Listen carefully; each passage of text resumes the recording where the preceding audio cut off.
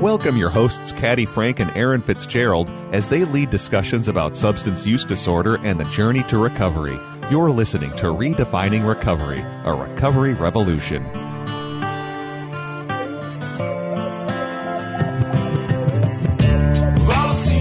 Well, good day. How is everybody in the house? Good morning, Caddy. Nice to be here. Hello, listeners. And Jay, say hi. Hey. Hey. Before we get started and introduce our guest, I would just like to give special thanks to our generous funders, including the Patrick and Amy Butler Family Foundation, Otto Bremer Trust, the Sauer Family Foundation, and the Hardenberg Foundation, along with all of you. Thank you very much. We would not be here without you. We need everybody in the family to help us out. Yeah. Well, hi, my name is Caddy Frank, and I'm here with Aaron Fitzgerald. And on the other mic, we have... Who is this? Hey, I'm Dr. J. Orne. Dr. J. Orne. Doctor, I'm so impressed. We have a doctor in the house. Not a medical doctor, but, I can... You can do doctor. I can do your surveys for you. There you go. Oh, that's so cool. So cool. I love it when somebody gets to introduce themselves with something like that. Oh. Well, we're here with Minnesota Recovery Connection, Redefining Recovery, Recovery Revolution. And we have an incredible guest. But before we get to our guest, we have to open up the show. Aaron, what's right with you today? What is right with me today? What's right with me today is just I'm getting ready for a move, and everything is kind of coming together in like a glorious mess. But I think most of the mess part is in my brain. It's pretty glorious. I'm really excited about it. And that's just right with me You've today. got a big change coming up, and we're going to talk all about that some other time. I can hardly wait. Yeah. What's right with you, Miss Caddy? There's just a lot going on at the old machine factory, Minnesota Recovery Connection, doing a lot of stuff, preparing for a big event that's going to happen. By the time this airs, it will all be over, and I'll have slept for a few days. But, everything's going to be just fine. Your move is going to be just fine. My event is going to be just fine. So as I drove here today, I was like, just take a deep breath. It'll all be okay. I think all three of us did that on the way in today. Absolutely. That's what we were talking about before the show. Really? Okay, Jay, so what's right with you today, my friend? Well, I'm going to stick with the topic of the move because over the weekend I, finally got all the furniture in my new apartment set up and exactly where it needs to go. All the boxes are done. Just need to get art up on the walls. And I don't know, that's really special for me, like having gone from home ownership back before drugs to homeless living in my car to now, having this beautiful apartment again in my life. Like, it's just really great. Yes. Isn't recovery amazing? Yeah, absolutely. Yeah. Wow. Same kind of steps with the vehicle, right? Baby steps moving up. Exactly. Yeah. Exactly. I love that. I'm so glad that you're here. Well, Jay, we've kind of already introduced you a little bit. You're coming to us from the Aliveness Project as the research scientist, and you work in both the HIV and harm reduction departments. Say more. Yeah. Tell us, there's just so many parts of your life that I'm just fascinated by, truly. You're amazing. So tell us a little bit about you initially. Like, how did you get to this space and place where you're at? Because I think that's so interesting. Sure. Yeah, absolutely. So, before coming to the Aliveness Project, I got my PhD in sociology from the University of Wisconsin-Madison and, sort of specialized in qualitative research and, doing work with LGBTQ communities. I wrote this book called Boys Town, about gay nightlife in Chicago, and eventually got a professorship at Drexel University, and then didn't get tenure because I was doing too much meth. Well, that would interrupt the cycle potentially. That interrupts things. But then I came out here to Minnesota to go to the Pride Institute for rehab and just stuck around because of the wonderful recovery community here. And, and started volunteering at the Aliveness Project, when I had about 3 months sober. And after a while, they had a position open in harm reduction, and, sort of the rest is history. Nowadays I I manage the HIV prevention and harm reduction department at Aliveness. We got about 10 people doing wonderful things around the community, which we can definitely talk plenty more about later. And then kind of just through force of will, I really wanted to bring my research skills, to Aliveness. And so we started getting we have a couple research projects going on right now. Yeah. Wow. So how long have you been in Minnesota then? Yesterday was 3 years, 3 months, because it exactly coincides with my sober date. So nice. So you came to Minnesota and you found that recovery time, didn't you? Yep. Awesome. Absolutely. Wow. Very good. How did you get connected with the Aliveness Project? So the Aliveness Project actually goes out to the Pride Institute every week and offers this group called A+, which is a support group for people living with HIV that are in early recovery, and that's where I first met them.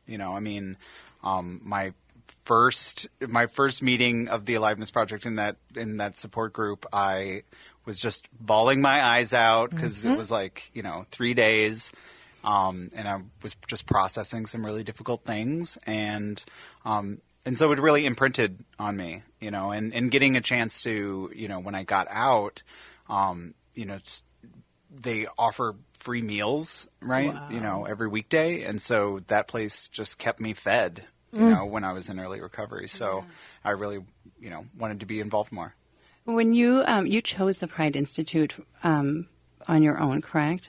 Yeah, it was actually suggested to me by my doctor out in Philadelphia where I was living. Yeah. That's incredible. We say the land of 10,000 treatment centers, and then we can specialize in some of our recovery needs. Yeah, absolutely. How great that your doctor suggested that. Yeah, I mean, he had been suggesting it for a while. How do we know? How do you know?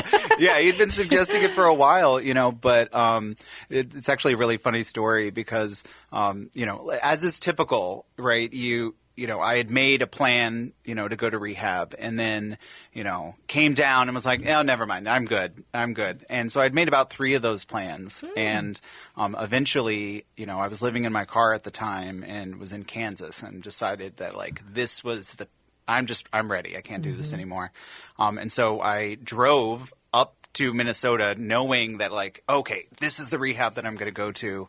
I know they got a spot for me. I'd never been to rehab before, so I didn't know that my spot was gone because I didn't show up previously. Oh. And so I just showed up at the door and was like, hey, I'm here.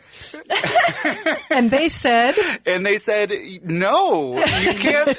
And so I was like, okay, that's cool. Let me know when a spot opens up. I live in my car, so I'm just going to go hang out in the parking lot.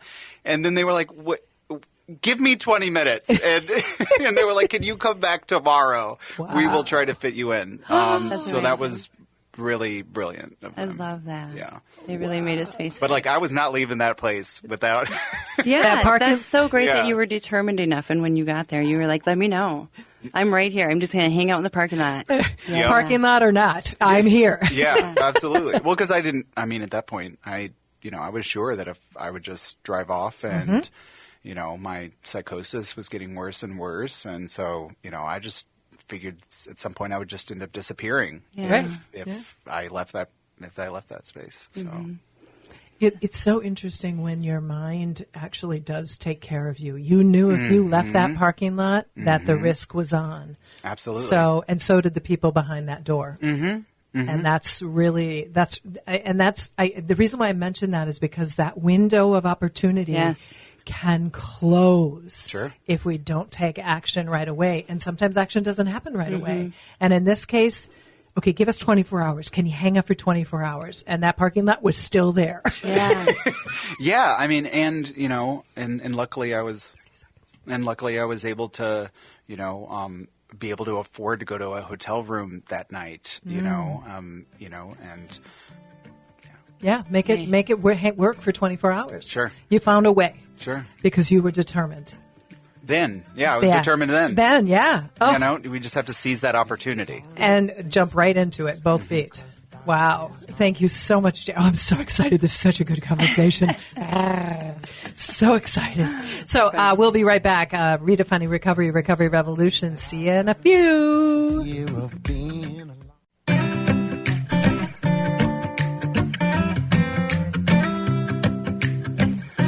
Welcome back to Redefining Recovery, a recovery revolution. I am Erin Fitzgerald. Across from me is Katie Frink, and joining us today from the Aliveness Project is Jay Orne. We are so glad that you are here. Before we went to break, Jay was telling us about how he got into the Pride Institute and found recovery, and we are grateful for that because he's got an amazing story. And we need to talk about the Aliveness Project, though, because I love what you're doing there. You have a PhD in research and such. So, I mean, this is so awesome that you're able to use it in this community. Yes. Will you tell us about Aliveness Project, kind of the history, and then tell us about what you're doing now? Absolutely. So the Aliveness Project is a center for people living with HIV that's, in South Minneapolis, but serves anybody living with HIV in the state of Minnesota. And it started back in 1985. We really like to sort of joke that it started as a potluck, right? It was a way for people who were struggling with HIV and AIDS to just come together for community and share food and help each other with basic needs and friendship in a time when that was very difficult. And so for the almost now 40 years that we've been around, we have just expanded. The Aliveness Project today, we're a community center that offers, daily, during the week, hot meals for lunch. People can take food to go, 60 pounds of food at the food shelf every month. As well as a lot of other social services like case management, housing programs, medical nutrition therapy, lots of stuff. And then where I work, which is the HIV prevention and outreach side of things and the harm reduction side of things. So. You guys really have that wraparound services that I really love. And also what I love is that when you walk up to the Aliveness Project, it's just like a little door and it doesn't look like much. And then you walk indoors and it's just like this huge space with lots of people really just like having a good time, getting what they need. And it's amazing. Yeah, absolutely. I mean, the place really stretches out. You don't realize how deep it's going to be. And we just opened the whole bottom floor for our Thrive Clinic, which offers free PrEP. And, we're going to be expanding hopefully someday into some HIV care, STI testing. We offer hormones for people that need them in the trans community. We're expanding into like psychiatric medication. Like we're just doing all the things these days. Yeah. Well, it's interesting because you're in my neighborhood. I live in South Minneapolis, and so I know exactly where you are. I was in a long time ago, but I haven't been in recently since all of these amazing expansions. And, being a woman of a certain age, remembering back to the mid-'80s and what was going on and understanding that it really was a community getting together to help one another out. And it goes to show when there is something going on, there is help available, but we have to band together and we have to pull together. Talk about some of those real formative years. Like how did things go from those mid 80s when there was so much sadness going on and so much unknown, kind of if some of that history, because I think there's going to be people that are listening that aren't old enough to kind of know what was going on then, and then where we've come to, and now the fact that you're going to be distributing different medications all over the globe of help for people. What does that look like from then kind of ish to now ish? Yeah, I mean, in the 80s, you have to take us back to that time. You're talking about a time that Ronald Reagan didn't even talk about HIV and AIDS publicly until 1987. HIV was originally called GRID, gay-related immune deficiency, when it was classified by the CDC. And so really early on, it became something that was stigmatized, was that, about a group of people that we really didn't care for. Right. And it really wasn't until, Ryan White, this little boy, right, got HIV, and, it really captured the nation because he wasn't allowed to go to school. The parents at his school were, really afraid that their children were going to catch HIV from him, even though that's not how one gets HIV. Right. You can't get HIV from sharing a water bottle or anything like that. And so the Ryan White Act was really formative, and of course the work of ACT UP, which was like the original HIV/AIDS activist organization. They did all kinds of really miraculous things, and before Occupy Wall Street was closing down things, you had ACT UP closing the New York Stock Exchange, hosting die-ins and things like that. And so this sort of pressure, which came from within the community, it combined with the story of this little boy created the Ryan White Act, which is still around today, which guarantees that if you're a person living with HIV, that you're going to get the health care that you need. And that's what funds most of the work at the Aliveness Project, in addition to donations. And that really guarantees that not just that you're going to get your HIV meds, but that, we care about your holistic health, right? The whole person. Because people are more than just their HIV diagnosis. Well, I think that's what Aaron said, the wraparound care. Yeah. Right. Yeah. And that's what we say in substance use disorder as well, right? We're more than our label. Yeah. So there was so much stigma. And I'm so grateful that now there's more education around HIV and AIDS, so that people don't have to live in fear like they had. I'm really and glad die. and die as well. Yes, people are living. I lost several friends back in the day, because there was nothing else that was going on. There was, but there wasn't. This is back in the late '80s when it was still so stigmatized. And I'll never forget the quilts in Washington D.C. The quilt, I can't remember what it was called, but all the quilts of all the people that had passed away from HIV and AIDS, and it just brought to light what was going on, and it's still happening today. What's the rate of infection? I mean, we've gone through a lot of roller coasters over the years. What's going on in that community? Absolutely. So, Minnesota is considered a pretty low incidence state for HIV. The high incidence states are going to be places like, New York, California, places that have really high populations, especially these big cities. But Minnesota does, so Minnesota has about 10,000 people that are living with HIV, and, around 1,000 of them don't know it. So, testing is still really necessary here in Minnesota. There's around, I think the number's around between 250 and 300 new cases of HIV that are here in Minnesota every year.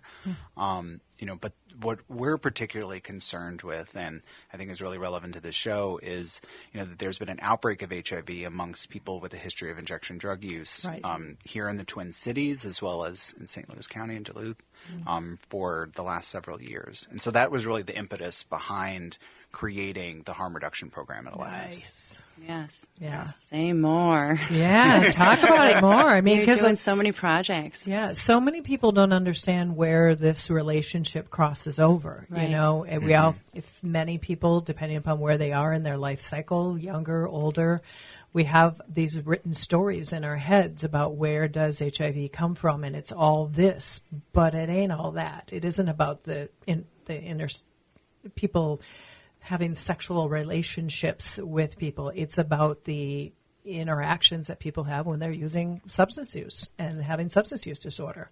Yeah, absolutely. I mean, syringe exchanges were really, in harm reduction programs generally, were really championed by people looking to prevent HIV. Right. And so, we continue that today, but also thinking about, again, that holistic care of people, and so, these days we operate a harm reduction van, goes around the Twin Cities, offers, harm reduction supplies. I like to call us we're like a coffee shop for drug paraphernalia. There's a menu, you just order off the menu and you can get whatever you want. Yep, folks are lined up and happy to see you. Absolutely. So what are some of the things on that menu? Because again, there are people that are listening to this show that are not part of our community, that it's like, okay, what is this? What do you mean by that? So I'd really, give us some indication of what's on the menu here at. Absolutely. So, we offer kits for safer injections. So that's going to have new sterile needles, right? So that way people can use a new needle every time, which is not just important in order to prevent sharing needles for HIV or hepatitis C, but also, wounds. If you reuse a needle, you're much more likely to get a wound afterwards. It also has all of the little accoutrement that you might need, tourniquets, Band-Aids, antibacterial ointment, alcohol swabs, and we offer all those things in order, so that way people can inject safer. But we also offer a lot of, what I like to cheekily call like injection alternatives. And what would that be? Yeah, so we offer glassware, like bubbles for smoking meth, or stems, which are straight glass tubes for smoking crack, or safer snorting. And the reason that we really offer these is because early on we didn't really have the funding in order to be able to offer glassware. And people were coming up to me and were like, well, I'd rather smoke, but if all you have is needles, then I'm going to use today, and and I'll inject. And so I felt like, are we running a harm maximization program here? Right. Because if people want to do it in a safer way, I want to be able to provide all the things that they need. Good for you for taking action. Yeah, and thanks to Minnesota for decriminalizing drug paraphernalia last year. I was joking with you last week when we were talking about this that, I was driving around my van full of misdemeanors for quite a while. Like, just more bubbles than you've ever seen in your life. Right. Yeah. Well, and I think you said something that's really important. If somebody's going to use, they're going to use, regardless if they're going to do it safe or otherwise. But and people don't necessarily understand the addiction part, and that is, you're going to use. And how can we get to the point where we can say, that's okay, but can we do it safer? Can we do it so that your harm to yourself or the person next to you might not be as much at risk? Wow, that was tough to say. And I think that's the thing that I remember, like 2-3 years ago, somebody in some county meeting was saying all people are doing now is putting these bubbles and these syringes in front of my kids, and it's just going to make them use. And it's kind of like, no, not really. No, they don't really know what it is, and you're not giving permission, you're actually giving safety. Absolutely. And that's where the magic is. I was blessed to be able to go out with the van a couple of weeks ago, and it was really wonderful. One thing that I really appreciated was because you go to several locations on a regular basis, so folks know when you're going to be there.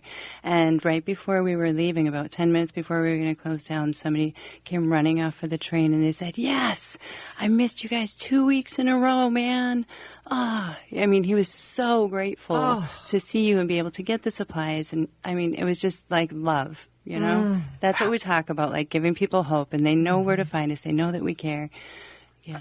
Absolutely. Getting to, know our regulars and being a non-judgmental, loving, empathetic place where, people can just come and talk as people, these are, a lot of the folks that we see, are unstably housed, and are facing a lot of difficulties in their life. And we are a stable, consistent spot where, we can get supplies, that you might need to use. But, sometimes we also have T-shirts and socks. And we have a snack, and we have an ear that can listen to what's going on. And so sometimes it's not the goal necessarily.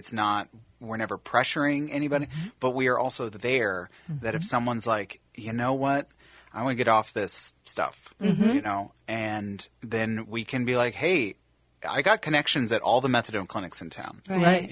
I got connections at, I can call someone and get you a telehealth appointment for Suboxone right now. Right. And that's great because sometimes they'll just jump in the car and we're able to go.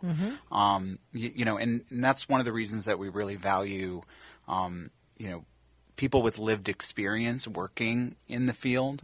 That way they can really connect with people and sharing their stories, sure, but also being able to empathize. And it's not some other people that we're serving. It's people like me. We can definitely relate to what they're going through. Yeah. So what are some of the new projects that you have going on? Yeah, I mean, I'm really excited about our syringe buyback program that we're about to implement.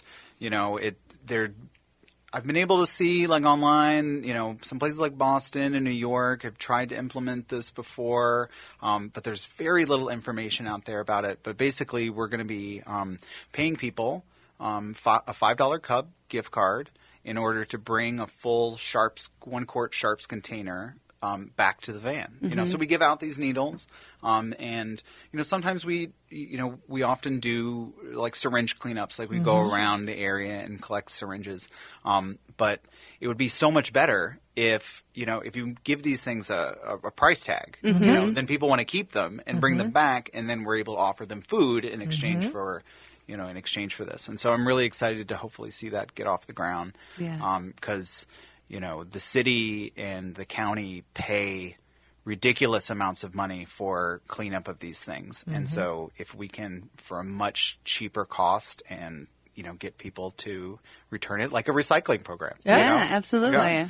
That's fantastic. And give them the benefit of maybe something good to eat. You know, Absolutely. you get a $5 Cub card, that gets you something. Yeah. And if you do a couple of those now, do you give them the containers as well so that they can? Okay. Oh, so magical. You know, it's interesting. You talk about syringes. I was just with somebody, and they live in St. Paul in a nice-ish area. You know, kind of average folk area, and there was a community garden space, and one of the people was moving around some materials in the garden space, and they found some syringes, and the person who found them freaked the bejesus out because this was not their wheelhouse.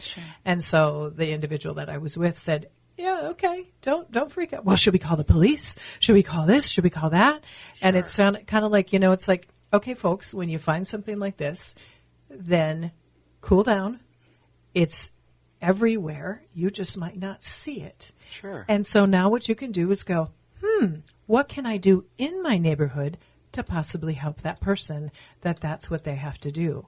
And rather than go, I got to call the police, maybe call the Aliveness Project, or maybe call MRC, or maybe call an organization and say, hey, I think there's some activity in my neighborhood. What can I do to help people, not throw the law at them? You know, it's like, it was just such an interesting story when you said that, because it's like, hey, maybe you can collect it, get that $5 gift card and give it to somebody on the street. Who knows? You know, but you could open up all kinds of opportunities for people if we don't freak out when we see these things. And I think that's what happens a lot when we think about some of the overarching concerns about people who are struggling with substance use. It's like, it's them over there, or the individuals that have HIV. It's like, it's them over there. And it's like, no, it's right here. And that's where I think we have to remember, and that it is right in your neighborhood. It is not hiding behind some dumpster someplace. It might be there too, and that's where you get to walk into these places and say, it's okay. Yeah. You're going to be okay. Yeah. I mean, trust me, as the manager of the department, I talk to a lot of people with, you know, I'm the face when people have complaints that the van is showing up in their neighborhood. You know, like, you're bringing those people into our neighborhood, you know, but we're not bringing people anywhere. We're following where people are hanging out on the street already, you know, and just trying to offer the supplies and the love that they need. Yeah. Listen. Right. Yes, because healing individuals helps heal our communities as well. Yeah. That's something that I think people forget.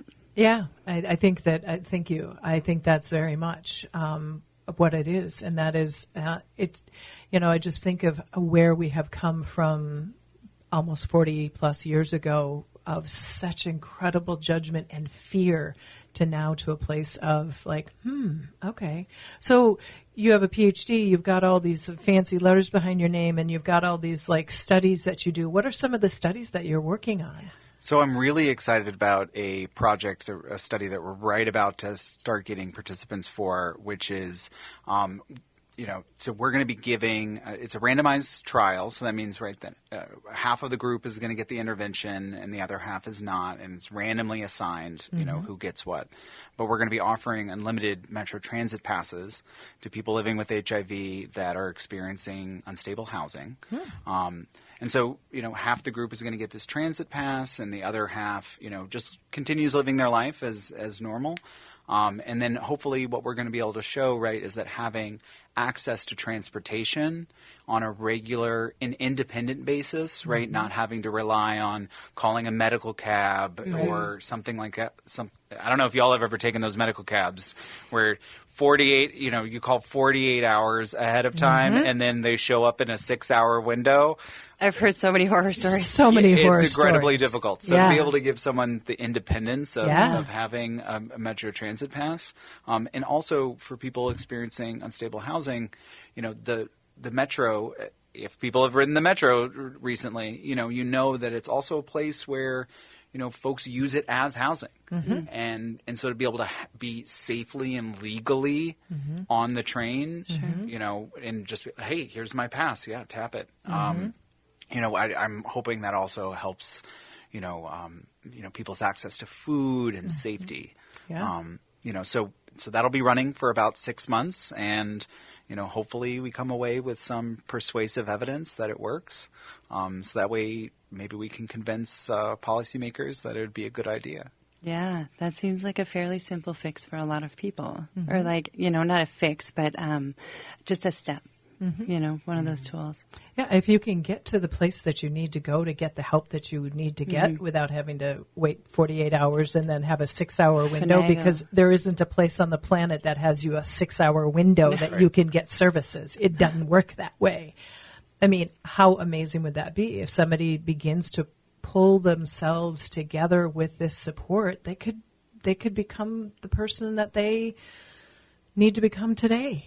Or tomorrow, or the next day. Yeah, absolutely. And be able to have access easier to Aliveness Project services. I mean, that's what I think is great about being able to bring research into a place like the Aliveness Project, is because community often knows what is working, right? Like they know what will work. Giving people transit passes doesn't sound like a revolutionary idea, because anybody off the street could be like, yeah, that sounds like a good idea. But, we don't have the evidence base to be able to convince people that it's worth the money, right? And so to be able to do research studies that, can find that evidence base, but also can just do the thing that we need in the meantime while we're studying it.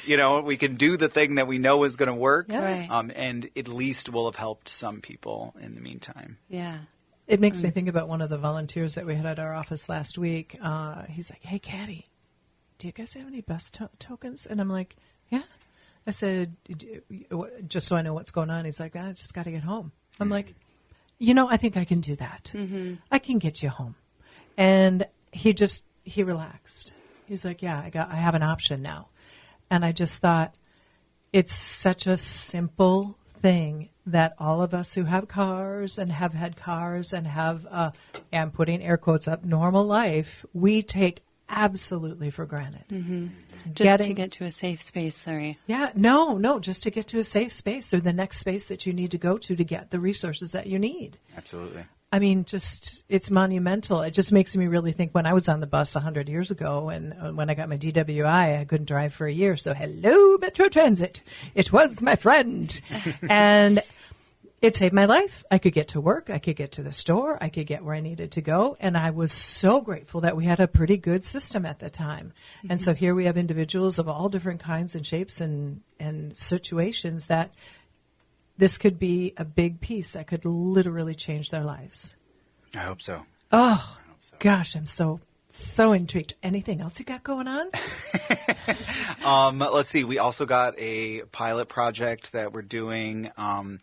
So we're going to be offering some incentives to folks that have been long-term out of care for HIV for whatever reason. They haven't been to the doctor in a while. And so we're going to be offering them some incentives in order to be able to bring them back in. Y'all might be familiar with, in the recovery space, what's called contingency management, right? Like people know what they want to do already, and you just give them that little dopamine hit from little the incentives. incentive. And so we designed an incentive structure for HIV care around that. Nice. We're going to pick that one back up after this break. So, wow. Oh, I just love all this wonderful stuff you're doing. We'll be back in a little bit. Welcome to, and thank you for listening to Redefining Recovery, a Recovery Revolution with Aaron and Jay and Caddy. Woohoo!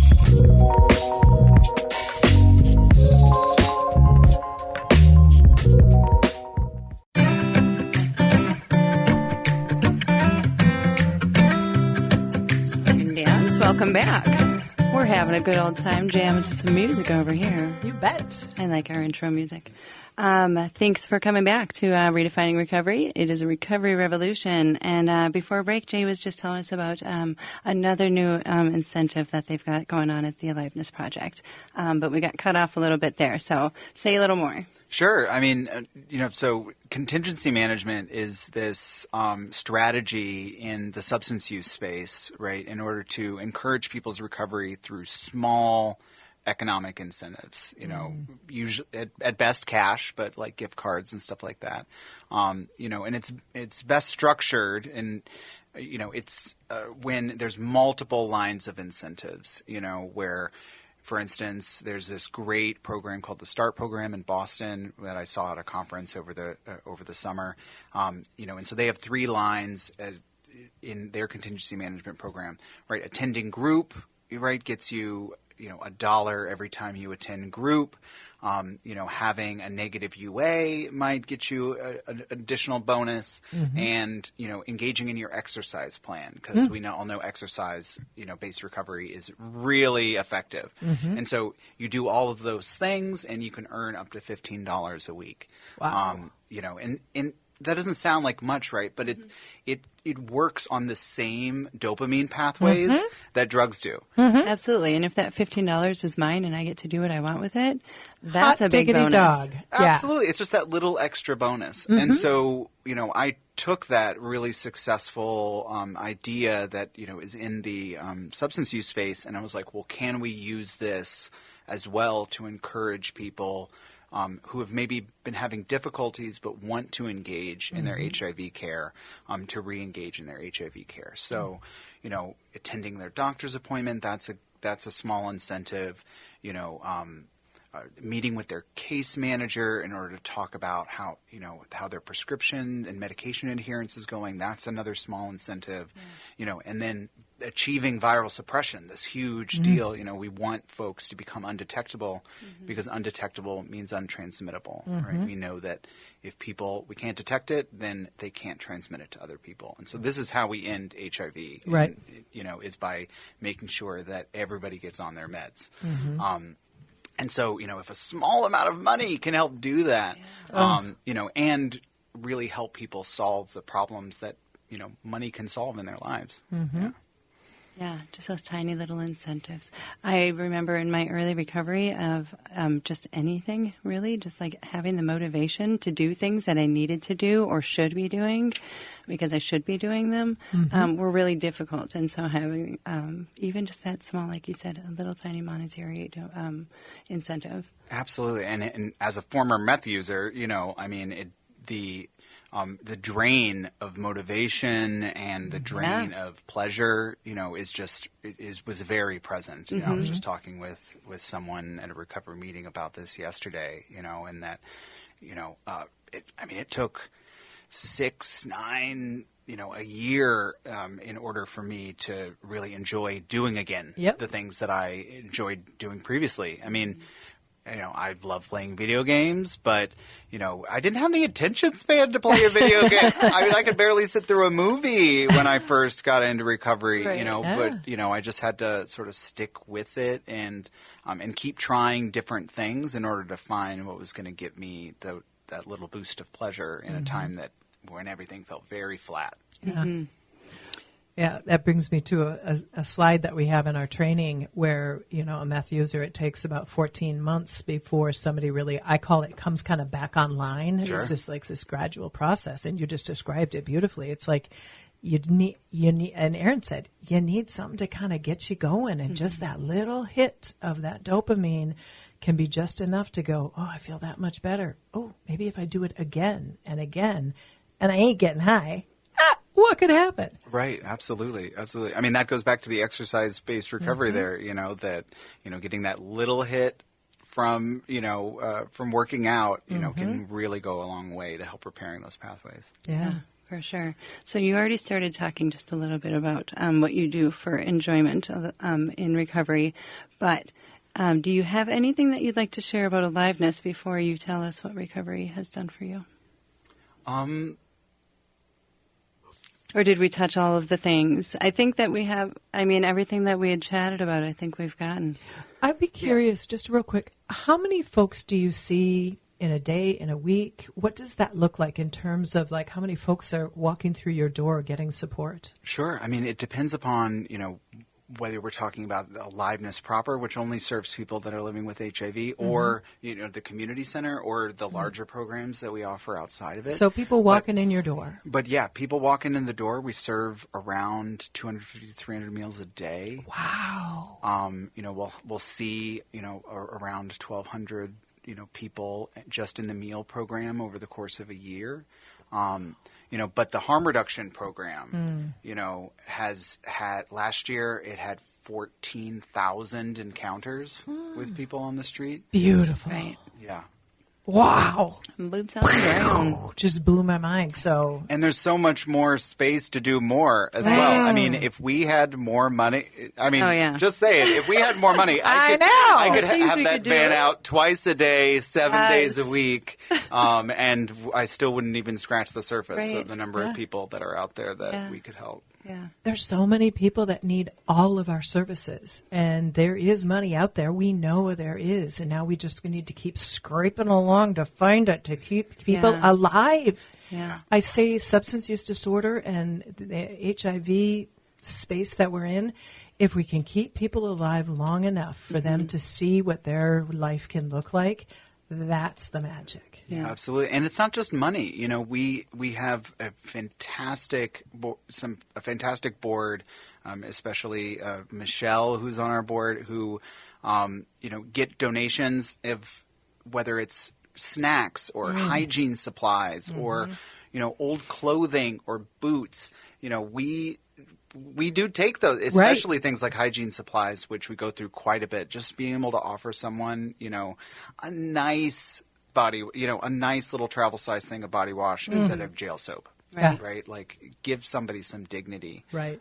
So yeah, it's not just money that, it's money any kind of donation. Hurt, money don't hurt though, because it's unrestricted funds. Yes. That's funny. So thank you. I'm so grateful that Aliveness Project has you. Oh, truly. I mean, to come in there and do all these things that you're doing.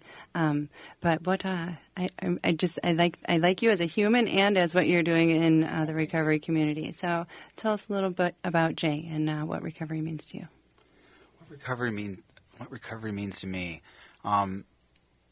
It's interesting. I both feel like a completely new person and like the person that I was before drugs. Yeah. Because I came to meth late, in my early 30s, and so there was a large period of my life where I was a normie, right? In terms of I was maybe a little heavy drinker at times, but it goes along with literally writing a book about nightlife. There you go. You had to be in the community. being out, But nightlife was a huge part of my life, and but I didn't touch meth until my early 30s, and then it was just very quick, right?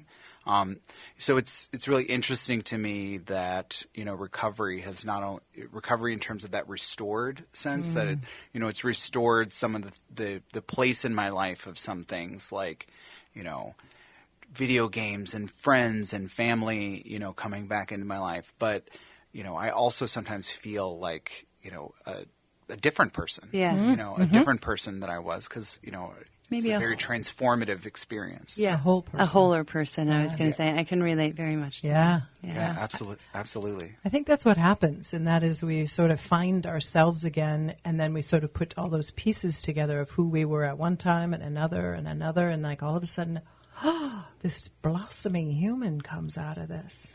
Mm-hmm. Wow. Well, you're blossoming. Oh, that's that. Yeah, Jay's like, I want to talk more. It's over? It's over. Yeah. That means you're coming back. I could keep going. I know. I would love to. It's a conversation about so many things. Yes. So, well, thank you, so Jay. much for being here. Yes, we're grateful to have you. Thank you so much for having me. And in our community, we are grateful. So please reach out to us, join us supporting our mission of becoming a monthly donor, annual donor, volunteer at Minnesota Recovery Connection, minnesotarecovery.org. Thank you.